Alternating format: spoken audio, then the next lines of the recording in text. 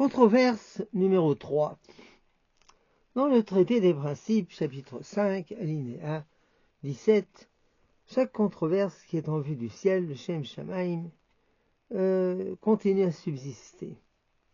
Mais si elle n'est pas en vue du ciel, elle ne subsiste point.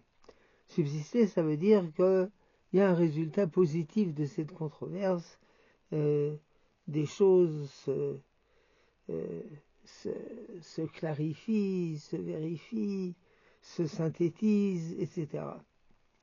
Parce qu'elle est en vue du ciel, en vue d'une compréhension mutuelle.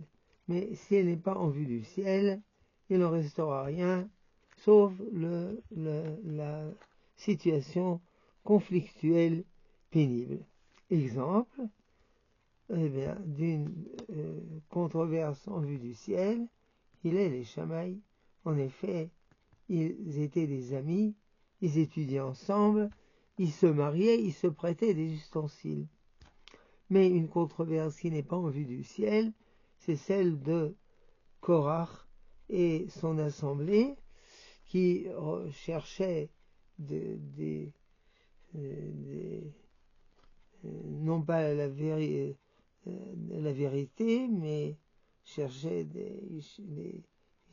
d'être à un haut niveau dans la société.